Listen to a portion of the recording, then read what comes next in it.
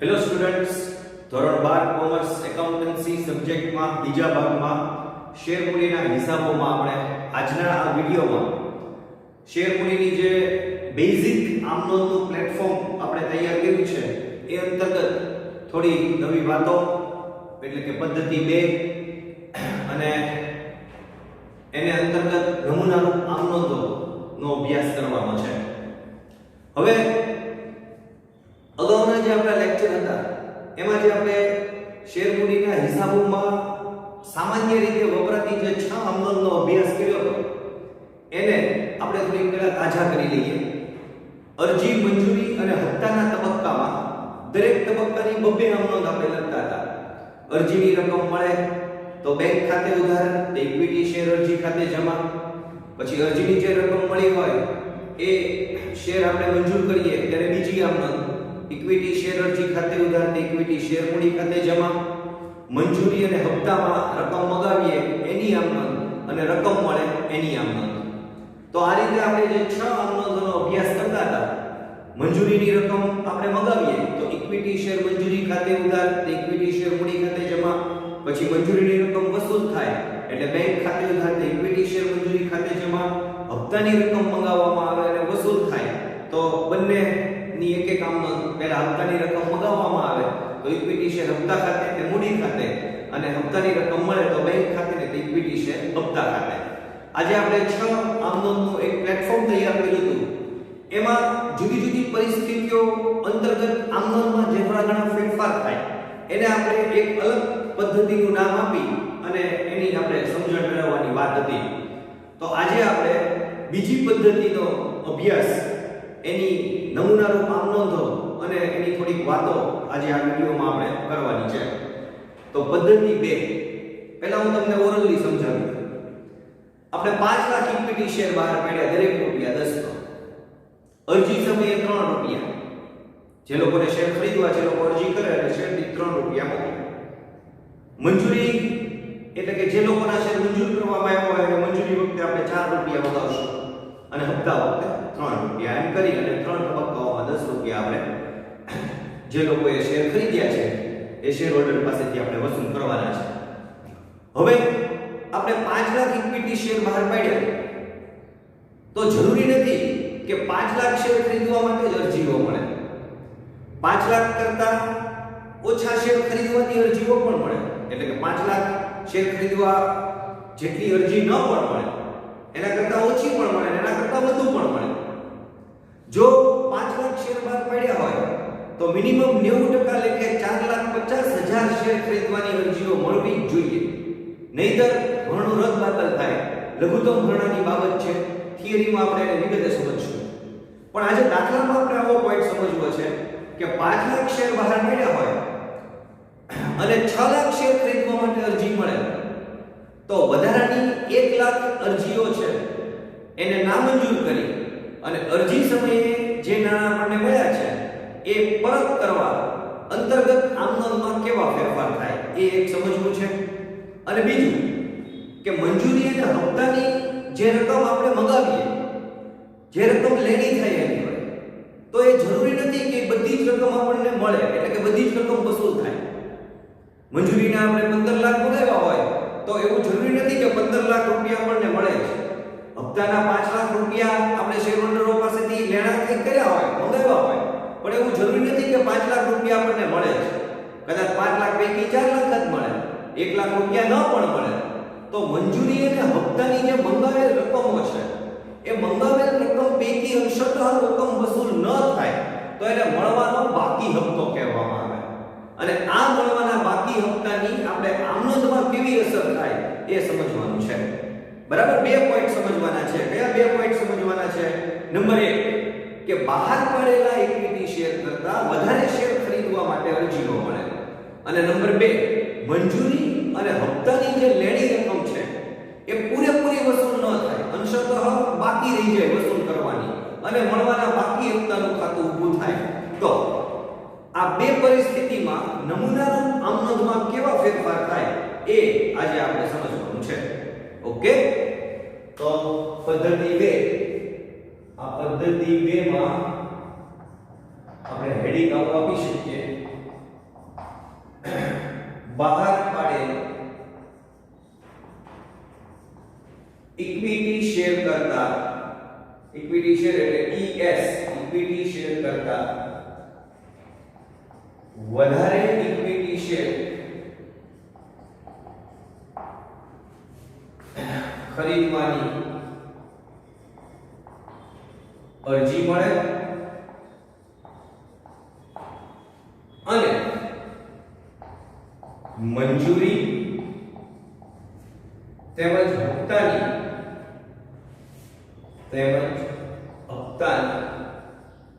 અંશતઃ રકમ વસૂલ ન થાય, અંશતઃ રકમ વસૂલ ન થાય, આવું આપણે હેડિંગ આપી શકીએ પદ્ધતિ બેન. આપણે નમૂનારૂપ આમ નોંધો છે તો એમાં આપણે આંકડાઓ નહીં લઈએ, આંકડાઓને લીધા વગર જ નમૂનારૂપ આમ નોંધો પ્યોરલી થિયરીના બેઝથી જ આપણે સમજીશું કે ભાઈ આપણે 5 લાખ ઇક્વિટી શેર બહાર પાડ્યા અને 6 લાખ શેર ખરીદવા માટે અરજી મળી. તો જ્યારે પહેલી આમ નોંધ હું લખું છું એ તો ફરજિયાત પહેલી આમ નોંધ સરખી જ રહેવાની જ્યાં સુધી તમે શેર મૂડી ભણો ત્યાં સુધી કે અરજીની રકમ મળે. બેંક ખાતે ઉધાર, ઇક્વિટી શેર અરજી ખાતે જમા. એમાં બહાર પડેલા શેર 5 લાખ ધ્યાનમાં રાખવાના કે જેટલા શેર ખરીદવાની અરજી મળેલી છે એ 6 લાખ સંખ્યા ધ્યાનમાં રાખવાની. તો વિદ્યાર્થી મિત્રો બરાબર સમજો કે જ્યારે બહાર પડેલા શેર કરતા વધારે શેર ખરીદવાની અરજી મળે ત્યારે જેટલી અરજીઓ તમને શેર ખરીદવા માટે મળી છે એટલે કે 6 લાખ એ કન્સિડર કરી અને તમારે પહેલી આમ નોંધ લખવી પડે. એટલે પહેલી આમ નોંધનું હેડિંગ જ તે સંખ્યા કઈ લેવી એ દર્શાવે એ અંતર્ગત આપણે પહેલી આમ નોંધનું હેડિંગ આપીએ બહાર પાડે ઇક્વિટી શેર કરતા વધારે શેર ખરીદવાની અરજી મળે, વધારે શેર ખરીદવાની અરજી મળે ત્યારે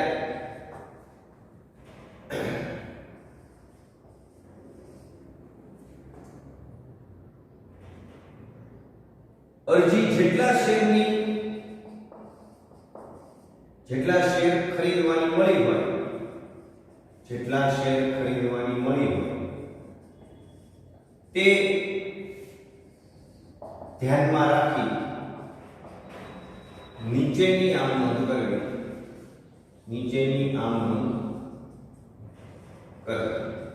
થોડું વ્યવસ્થિત હેડિંગ કે બહાર પડેલ ઇક્વિટી શેર કરતા વધારે શેર ખરીદવાની અરજી મળી હોય, બરાબર 5 લાખ પાડ્યા વધારે શેર ખરીદવાની અરજી મળે ત્યારે અરજી જેટલા શેર ખરીદવાની મળી હોય તે ધ્યાનમાં રાખી અને નીચેની આમ નોંધ લખવી. તો કઈ થશે નીચેની આમ નોંધ? બેંક ખાતે ઉધાર, બેંક ખાતે ઉધાર તે ઇક્વિટી શેર અરજી ખાતે જમા. ઓકે, જેટલા બહાર પડ્યા હોય એના કરતા વધારે શેર ખરીદવાની અરજી મળે તો જેટલા શેર ખરીદવાની અરજી મળી હોય મળે ત્યારે અરજી જેટલા શેર ખરીદવાની મળી હોય તે ધ્યાનમાં રાખી નામ કરવાનું. હવે બીજી આમ નોંધમાં કેટલા શેર મંજૂર કરવાના બરાબર ધ્યાન આપજો. બીજી આમ નોંધમાં કેટલા શેર મંજૂર કરવાના? બહાર પાડ્યા હોય એટલા.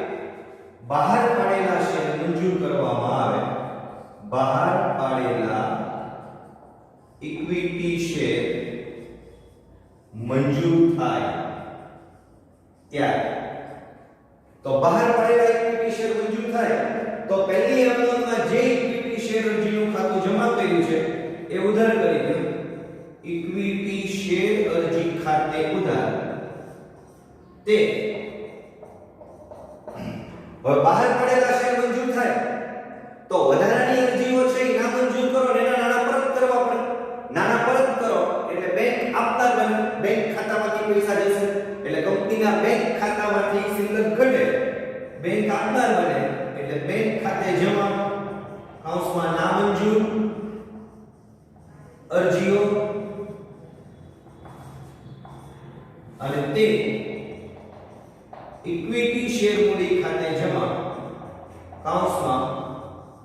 મંજૂર ઇક્વિટી શેર જે મંજૂર થયા હોય એ મૂડી ખાતે જમા થાય, ના મંજૂર થયા હોય શેર એ શેર પર મળેલ અરજીની રકમ પરત કરી અને બેંક ખાતે જમા કરવામાં આવે.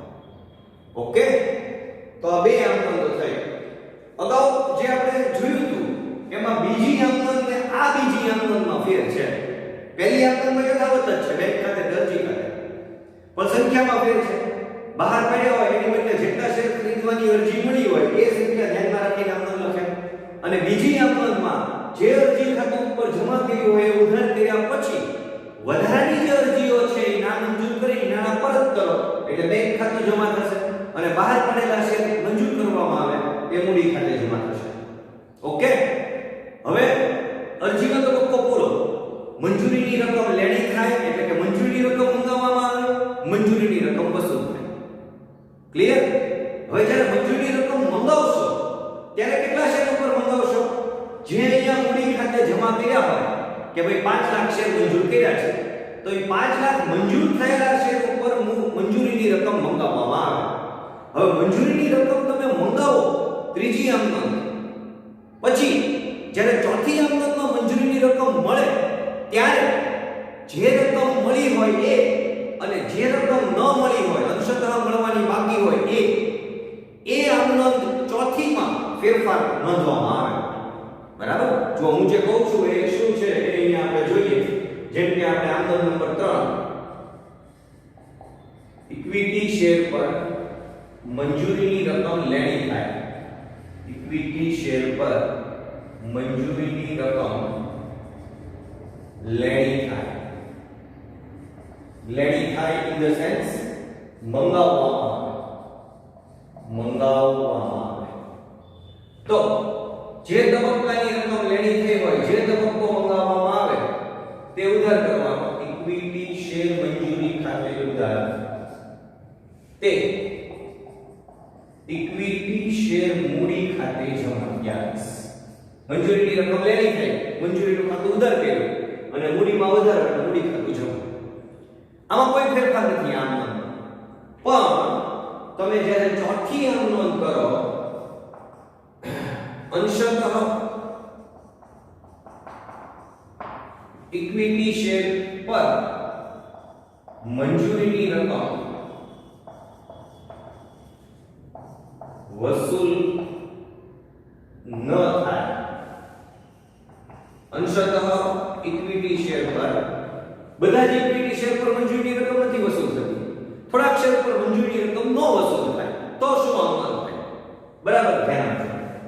બેંક ખાતે ઉધાર વસૂલ થયેલ રકમ, બેંક ખાતે ઉધાર વસૂલ થયેલી રકમ, જે રકમ વસૂલ નથી થઈ એ કોની ખાતે ઉધાર થશે? મળવાના બાકી હપ્તા ખાતે ઉધાર. બરાબર? મળવાના બાકી હપ્તા એવું નહીં લખવાનું મળવાની બાકી મંજૂરી. બરાબર? મંજૂરીની રકમ વસૂલ નથી થઈ પણ મંજૂરી એક પ્રકારનું કોલ જ છે, એક પ્રકારનો હપ્તો જ છે કે પૈસા જ મગાવ્યા છે અલ્ટિમેટ તો. એટલે મળવાના બાકી હપ્તા ખાતે ઉધાર તે જે રકમ વસૂલ થઈ બેંક ખાતે ઉધાર ન વસૂલ થયેલી રકમ મળવાનો બાકી હપ્તો કહેવાશે. અને તે હવે શું કરવાનું તો કે આગળની આમનોંધમાં જે મંજૂરીની રકમ લેણી કરીને ઉધાર કરી છે એ જમા કરી દેવું. તે ઇક્વિટી શેર મંજૂરી ખાતે જમા. ઓકે, જો મંજૂરીની રકમ મગાવી હવે બધી જ વસૂલ થઈ જાય તો આ મળવાના બાકી હપ્તાનું ખાતું આવે જ નહીં, તો બેંક ખાતે ઉધાર મંજૂરી ખાતે જમા એટલું જ આવે. પણ અંશતઃ ઇક્વિટી શેર પર આપણને મંજૂરીની રકમ વસૂલ નથી થતી ત્યારે બેંક ખાતે ઉધાર જે વસૂલ થાય છે એ રકમ, નથી વસૂલ થતી એ રકમ પણ ઉધાર કરવાની. કોની ખાતે? મળવાના બાકી હપ્તા ખાતે. અને ઉપર ત્રીજી આમનોંધમાં જે રકમ લેણી કરીને ઉધાર કરી હોય એ જમા કરી દેવાની. એટલે જે રકમ મંગાવી હોય એ જ મંજૂરીની રકમ જમા કરી અને હિસાબ આપવાનો. મળેલા રૂપિયા બેંક ખાતે, ન મળેલા રૂપિયા મળવાના બાકી હપ્તા ખાતે. Is it okay? હવે આ જ રીતે આપણે પાંચમી આમનોંધ જે મંજૂરીની રકમ લેણી થઈ ગઈ એ જ રીતે ઇક્વિટી શેર પર હપ્તાની રકમ લેણી થાય એટલે કે હપ્તાની રકમ ગુમાવવામાં આવે ત્યારે તો શું આમનોંધ થશે? જે રકમ લેણી થઈ હોય એ ઉધાર થશે. ઇક્વિટી શેર હપ્તા ખાતે ઉધાર તે ઇક્વિટી શેર મૂડી ખાતે જમા. બરાબર, અહીંયા કે મંજૂરીની રકમ લેણી થઈ એટલે મંજૂરીનું ખાતું ઉધાર કર્યું હતું. એમાં અહીંયા હપ્તાની રકમ લેણી થઈ એટલે હપ્તાનું ખાતું ઉધાર કરવાનું. બંને પરિસ્થિતિમાં જે રકમ લેણી થઈ હોય એ ઉધાર કરી અને એના કારણે મૂડીમાં વધારો મૂડી ખાતું જમા કર્યું. હવે અહીંયા પણ તમારે અંશતઃ શેર ઉપર હપ્તાની રકમ વસૂલ નથી થતી. છઠ્ઠી આમમાં અંશતઃ ઇક્વિટી શેર પર હપ્તાની રકમ વસૂલ ન થાય ત્યારે તો વસૂલ થાય એ રકમ બેંક ખાતે ઉધાર, ન વસૂલ થાય એ રકમ મળવાના બાકી હપ્તા ખાતે ઉધાર અને તે મળેલી રકમ બેંક, ન મળેલી રકમ મળવાના બાકી તો તે ઉપર જે હપ્તાની રકમ લેણી થઈ હોય તે નીચે જમા કરી દેવાની. તે ઇક્વિટી શેર હપ્તા ખાતે જમા. ઓકે, તો આ નમૂનારૂપ આમનોંધો દાખલા માટે. હજી આમાં થોડી ઘણી વાત કરવી છે. આપણે જે અહીંયા દાખલાઓ ગણીએ છીએ એમાં મંજૂરીની રકમ વસૂલ ન થાય અંશતઃ અને હપ્તાની રકમ વસૂલ ન થાય અંશતઃ ત્યારે આ મળવાના બાકી હપ્તાનું ખાતું આપણે ઊભું કરીએ છીએ. શું કામ? કારણ કે જ્યારે મળવાના બાકી હપ્તાનું ખાતું ઊભું કરેલું હોય તો હવે આ શેર આગળની પદ્ધતિમાં જો મળવાના બાકી હપ્તાની રકમ વસૂલ ન થાય તો એના શેર જપ્ત કરવા પડે ત્યારે આ મળવાના બાકી હપ્તાનું ખાતું ઉધાર કર્યું હોય તો આપણને ખૂબ સગવડ થાય. પણ ટેક્સ્ટબુકમાં જે પ્રમાણે આપ્યું છે એ પ્રમાણે તમારે સમજવું પડે કે આ મળવાના બાકી હપ્તાનું ખાતું ઊભું ન કરો તો પણ તમે દાખલો ગણી શકો. કઈ રીતે? હું તમને આંકડાની મદદથી સમજાવીશ આ વસ્તુ. કે ભાઈ આપણે મંજૂરીના 10 લાખ મંગાવ્યા, 10 લાખ રૂપિયા. કેટલા શેર ને શેર દીઠ કેટલા રૂપિયાની બધું જોવા જો આપણે 10 લાખ મંગાવ્યા તો શું લખીએ? ઇક્વિટી શેર મંજૂરી ખાતે ઉધાર તે ઇક્વિટી શેર મૂડી ખાતે જમા 10 લાખ. હવે એમાંથી 8 લાખ મળ્યા, 2 લાખ ન મળ્યા તો આમાં લખું બેંક ખાતે ઉધાર 8 લાખ, મળવાના બાકી હપ્તા ખાતે ઉધાર 2 લાખ અને તે ઇક્વિટી શેર મંજૂરી ખાતે 10 લાખ. એટલે કે મળવાના બાકી હપ્તાનું ખાતું ઊભું કર્યું. હવે ભવિષ્યમાં જો આ મળવાનો બાકી હપ્તો વસૂલ થઈ જાય તો શું આમનોંધ થાય? મેં મળવાના બાકી હપ્તાનું ખાતું ઊભું કર્યું છે, અહીંયા મળવાના બાકી હપ્તાનું ખાતું ઉધાર કર્યું છે 2 લાખ થી. હવે ભવિષ્યમાં જો મળવાના બાકી હપ્તાની રકમ વસૂલ થાય તો બેંક ખાતે ઉધાર તે મળવાના બાકી હપ્તા ખાતે જમા 2 લાખ. એટલે મળવાના બાકી હપ્તાનું ખાતું બંધ થઈ જાય. પણ તમે જ્યારે વાર્ષિક હિસાબ તૈયાર કરો ત્યાં સુધી જો આ મળવાનો બાકી હપ્તો 2 લાખ રૂપિયા ન જ વસૂલ થયો હોય તો આ મળવાના બાકી હપ્તાની રકમ તમે પાકા સરવૈયામાં ક્યાં દર્શાવો? વાર્ષિક હિસાબમાં ક્યાં દર્શાવો?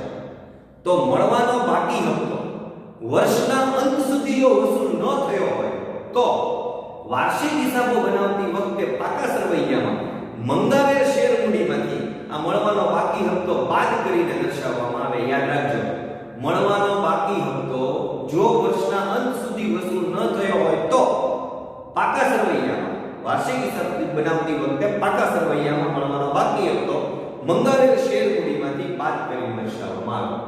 પણ જો મળી ગયો હોય મળવાનો બાકી હપ્તો તેની શું આમનોંધ થાય? બેંક ખાતે ઉધાર તે મળવાના બાકી હપ્તા ખાતે જમા.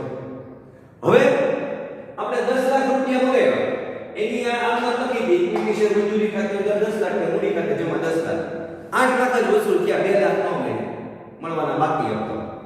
પણ એ આપણે 2 લાખ રૂપિયા મિત્રો મળવાનો બાકી હપ્તો તો આપણે દર્શાવવો જ નથી. 8 લાખ થી જ નોંધ કરવી છે. ચાલે? હા ચાલે. બેંક ખાતે ઉધાર 8 લાખ તે ઇક્વિટી શેર મંજૂરી ખાતે જમા 8 લાખ. એટલે મંજૂરીની જે રકમ લેણી કરી હોય 10 લાખ ઈ પૈકી આપણે 8 લાખ રૂપિયા જમા કર્યા, 2 લાખ મંજૂરીના બાકી છે. અને જ્યારે ભવિષ્યમાં એ રકમ આપણને મળે તો બેંક ખાતે ઉધાર તે મંજૂરી ખાતે જમા, કારણ કે એમાં મળવાનો બાકી હપ્તો છે જ નહીં. ક્લિયર? હવે આપણને એવું થાય કે મળવાના બાકી હપ્તા ઉપર કંપની વ્યાજ વસૂલ કરી શકે? તો હા, જે તારીખે હપ્તાની રકમ લેણી થઈ હોય, મેં મંજૂરીની રકમ 15 જાન્યુઆરીએ મગાવી અને એમ કીધું કે 20 જાન્યુઆરીએ મંજૂરીના રૂપિયા આપી દેવાના છે, પણ અમુક શેર હોલ્ડરે 20 જાન્યુઆરીએ રકમ ન ચૂકવી શક્યા, એના બદલે એ લોકોએ 15 ફેબ્રુઆરીએ રકમ ચૂકવી. બરાબર યાદ રાખજો, હું બોલું છું 15 જાન્યુઆરીએ મંજૂરીની રકમ લેણી થઈ, 15 જાન્યુઆરીએ મેં મંજૂરીની રકમ મગાવી અને સમય આપ્યો 3-4 દિવસનો, ભાઈ 20 જાન્યુઆરી સુધી તમે મંજૂરીની રકમ જે મેં તમારી પાસે મગાવી છે એ તમે મને આપી દો. પણ અમુક શેર હોલ્ડરો અનન્ય કારણોસર આ રકમ ચૂકવવામાં નિષ્ફળ જાય છે અને 20 જાન્યુઆરીની બદલે એ લોકો 15 ફેબ્રુઆરીએ મંજૂરીની રકમ કંપનીને ચૂકવે છે.